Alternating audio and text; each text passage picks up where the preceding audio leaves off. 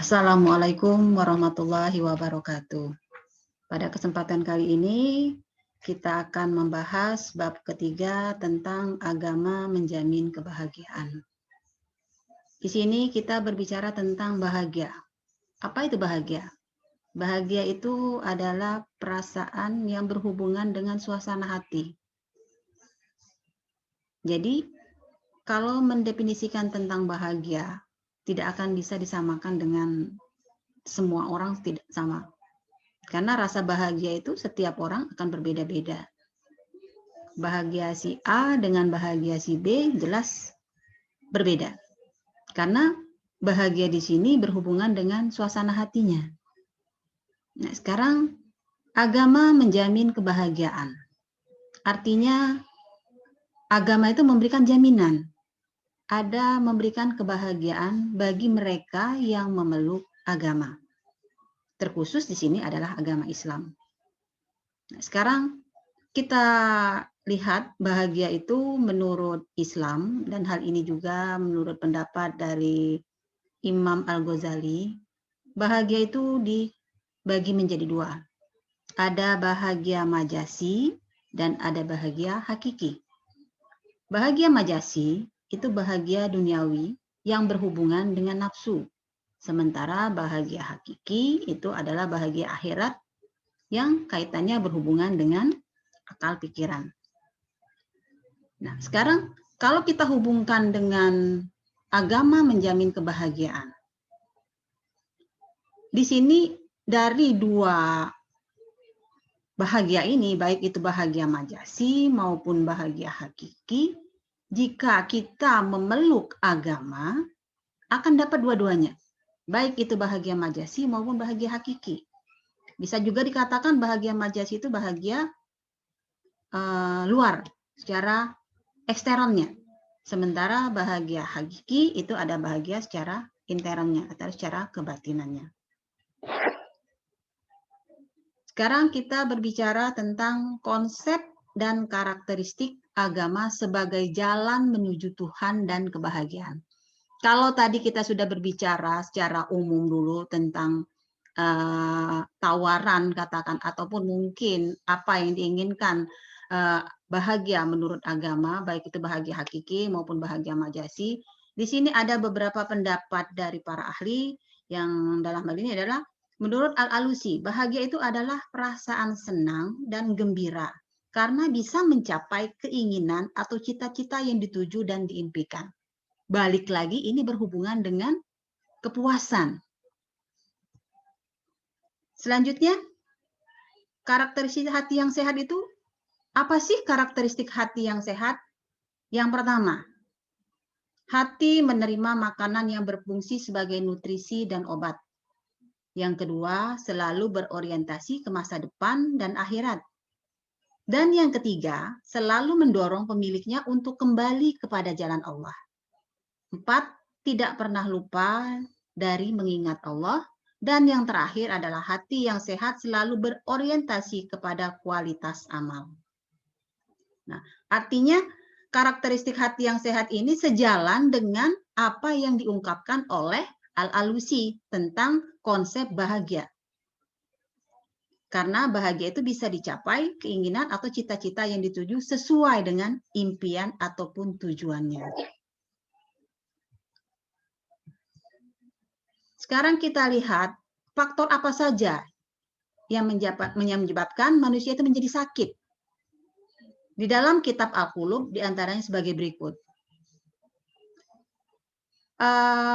Faktor-faktor yang menyebabkan hati manusia menjadi sakit. Di antaranya banyak bergaul dengan orang-orang yang tidak baik. Yang kedua, at-tamani, banyak angan-angan. Yang ketiga, menggantungkan diri kepada selain Allah.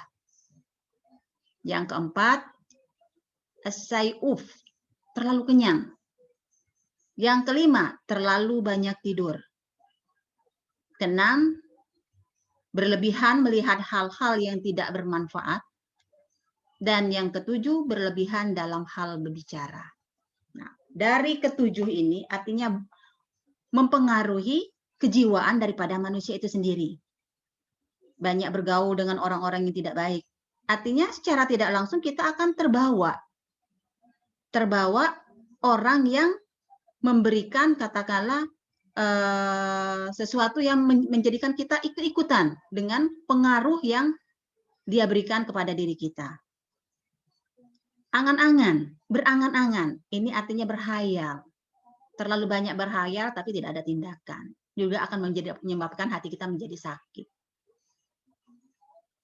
Menggantungkan diri kepada selain Allah. Artinya di sini, segala sesuatunya seharusnya kita kembalikan dan serahkan kepada Allah. Tapi ini tidak. Kita menggantungkan kepada sesuatu yang di luar katakanlah keyakinan kita, yaitu Allah tadi. Entah itu katakanlah mungkin yang mendekati dengan sifat yang syirik namanya. Asya'ub, terlalu kenyang di sini artinya yang menyebabkan terlalu kenyang di sini bukan berarti dengan makanan ya. Artinya terlalu kenyang di sini kata kita terlalu menutup diri. Menutup diri maksudnya di sini artinya kita tidak mau menerima masukan-masukan. Terlalu banyak tidur juga menyebabkan kita tidak bisa berpikir dengan baik. Berlebih-lebihan melihat hal yang tidak bermanfaat, dan ini yang paling membuat kita mungkin tergelincir dalam hati yang sakit adalah berlebihan dalam hal berbicara.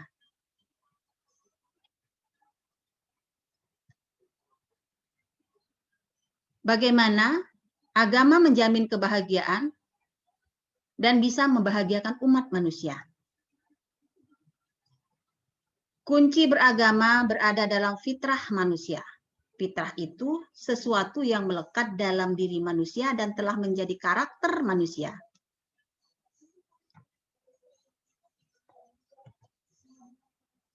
Kata fitrah secara kebahasaan maknanya adalah suci.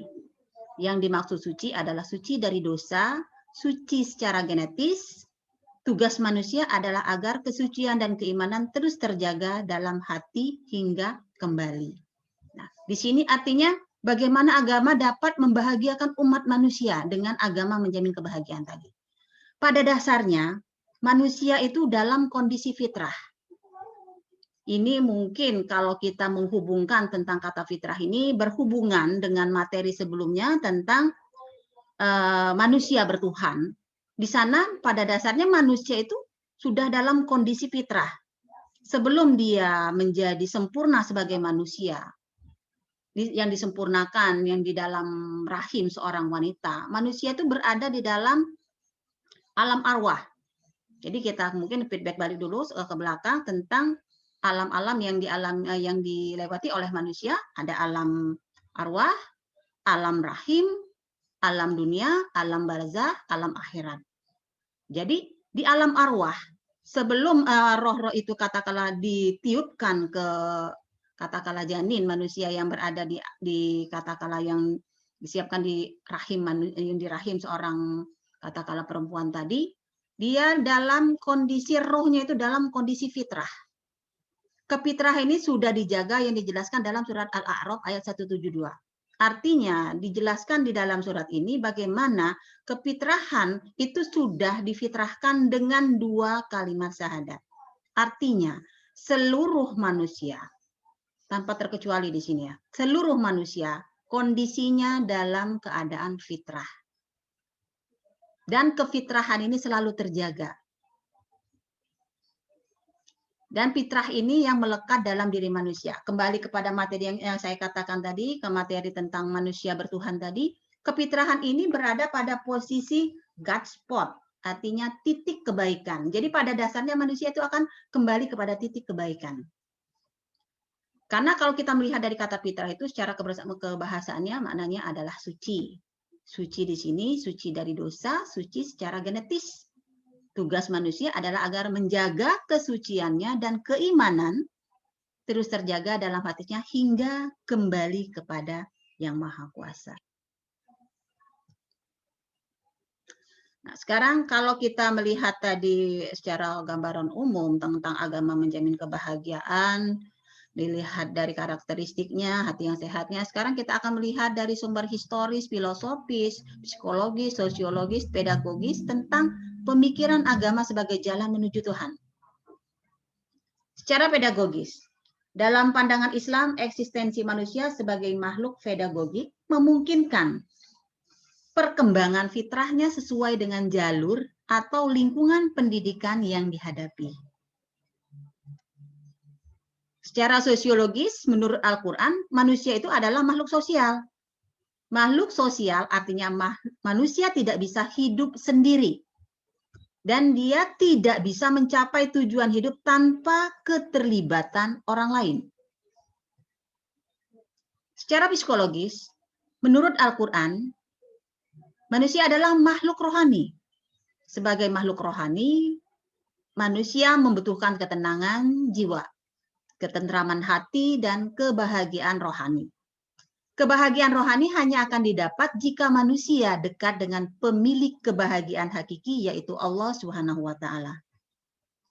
Secara historis, pada sepanjang sejarah hidup manusia, beragama itu merupakan kebutuhan dasar manusia yang paling hakiki. Dan secara filosofis, penyelidikan filosofis terhadap tema-tema dan konsep-konsep utama dalam tradisi keagamaan yang berkaitan dengan filsafat agama berkaitan dengan cabang-cabang filsafat lainnya seperti metafisika. Selanjutnya kita akan melihat tauhidilah sebagai satu-satunya model beragama yang benar.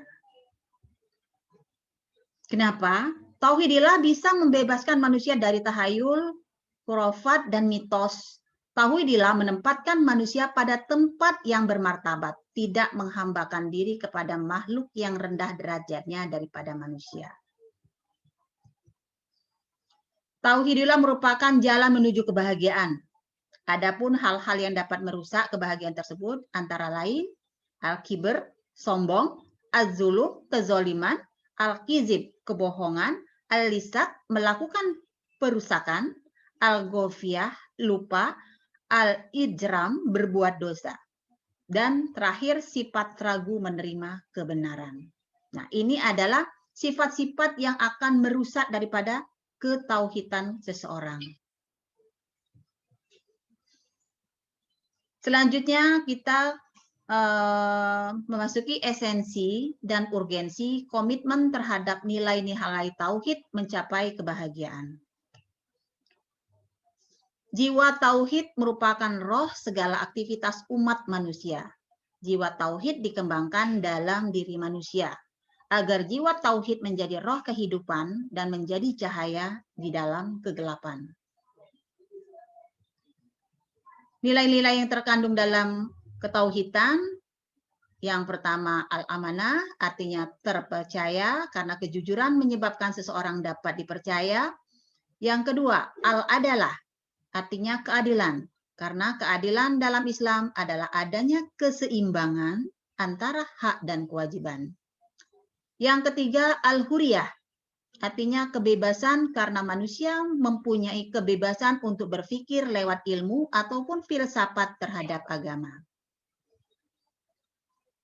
Nah, sekarang kontribusi agama dalam mencapai kebahagiaan. Apa sih kontribusi agama dalam mencapai kebahagiaan?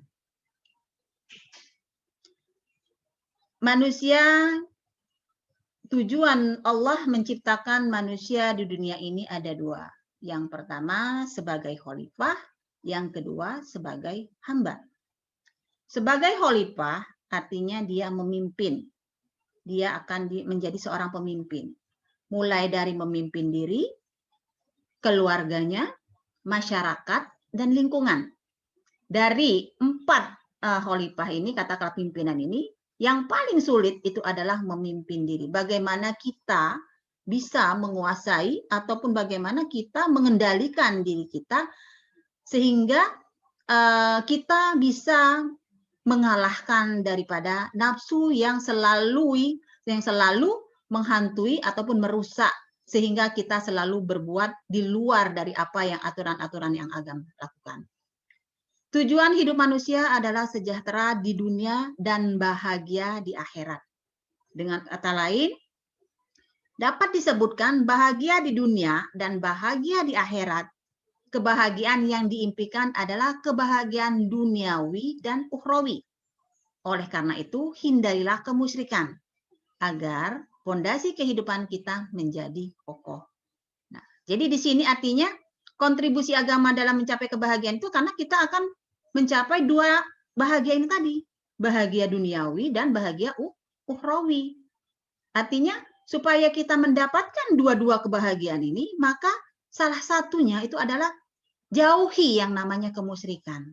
Karena kemusyrikan ini akan membuat diri kita menjadi jauh, sehingga kita tidak saja katakanlah tidak bahagia secara majasi, namun juga secara hakiki kita tidak akan memiliki ketenangan.